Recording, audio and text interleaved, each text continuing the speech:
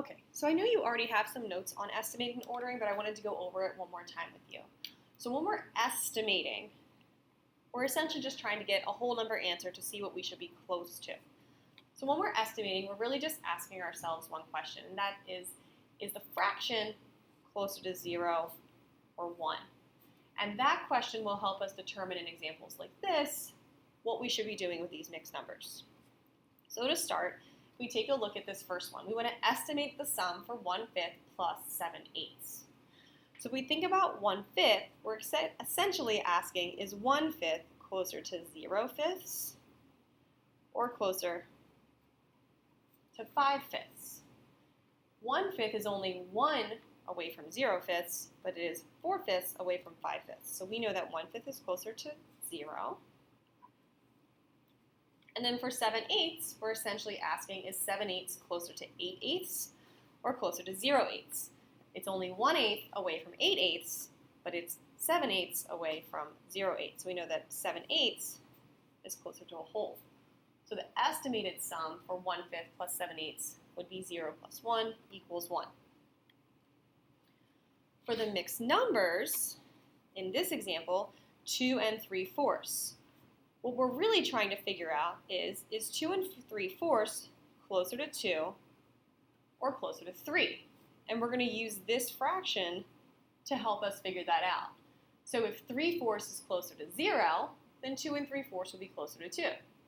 If 3/4 is closer to 1, then 2 and 3/4 would be closer to 3.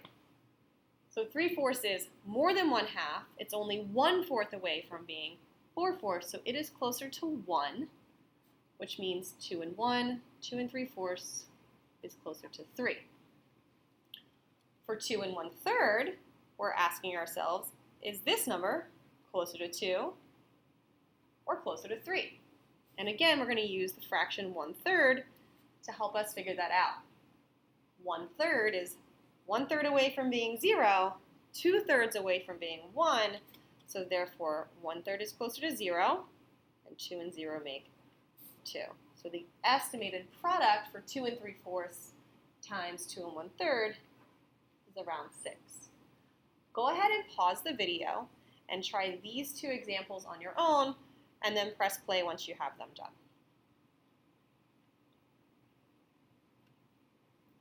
Okay, so for 8 and 2/8, I'm asking, is 8 and 2/8 closer to 8 or closer to 9? The 2/8 is less than 4/8, which is a half.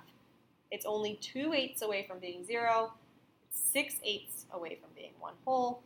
So that means that 8 and 2/8, since this is closer to 0, 8 and 2/8 is really closer to 8.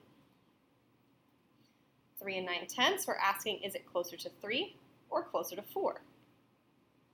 9/10 is closer to a whole, because it's only 1/10 away.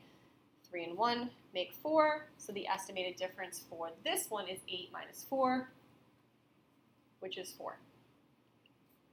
For the last one, 3 and 2/3, we're trying to figure out, is 3 and 2/3 closer to 3 or closer to 4?